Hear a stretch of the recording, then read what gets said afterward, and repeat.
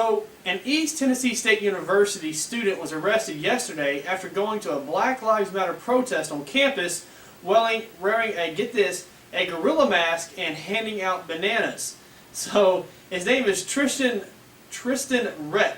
I think it's how you spell it. I don't know if that's a silent K. It's R-E-T-T-K-E is his last name. He's an 18-year-old freshman, and he wore overalls and a gorilla mask and was wandering around barefoot while holding a burlap sack with a Confederate flag and a marijuana leaf on it. And he offered bananas to students who were protesting, according to reports by the ETSU police, Eastern Tennessee State University.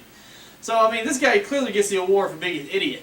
I mean, you gotta have some big ones to want to go to a Black Lives Matter protest and dress up with a monkey gorilla mask on. I mean, you're asking to get shot there.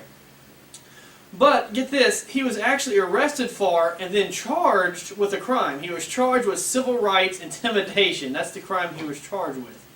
Now, according to campus police, after being read his rights, Rett told officers that a couple of days earlier he had seen on social media that their Black Lives Matter event, and that in the free speech area of the Barchuk Plaza on the Johnson City, Tennessee campus.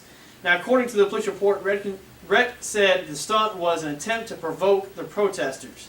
So I was thinking, what kind of law is this, civil rights intimidation? So I looked it up, and it's under Code 39-17-302, and it says, a person commits the offense of intimidating others from exercising civil rights who either 1, injures or threatens to injure or coerces another person, 2, injures or threatens to injure or coerces another person, I'm sorry I read that, 3, damages, destroys, or defaces any real or personal property of another person, and then is an offense to wear a mask or disguise with the intent to violate this subsection.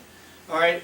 So what they're saying is he was I guess they're trying to say under C he was wearing the mask, and then he was attempting to, I guess he was trying to say he's intimidating others from exercising their civil rights.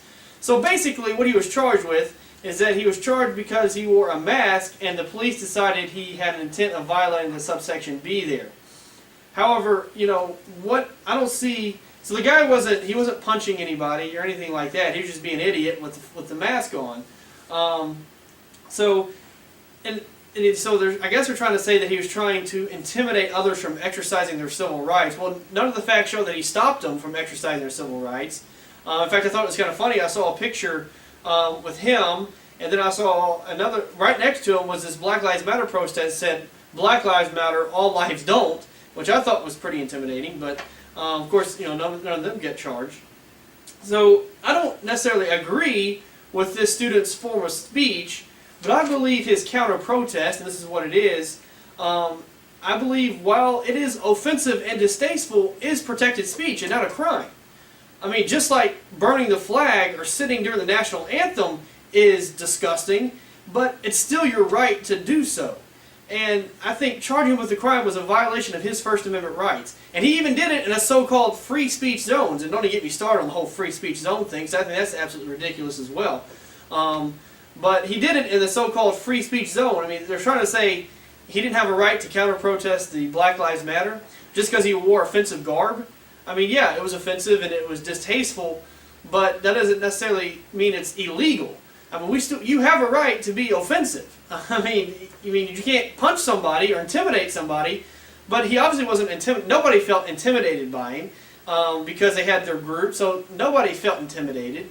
It's a miracle. I mean, I actually give the Black Lives Matter people credit here for not actually punching this guy or doing worse to him. They actually weren't restrained in doing anything to him. I guess he was just too crazy for that. But, you know, and maybe the police just arrested him to defuse the situation. But how come the police don't arrest these Black Lives Matter protesters when they block streets and burn down neighborhoods?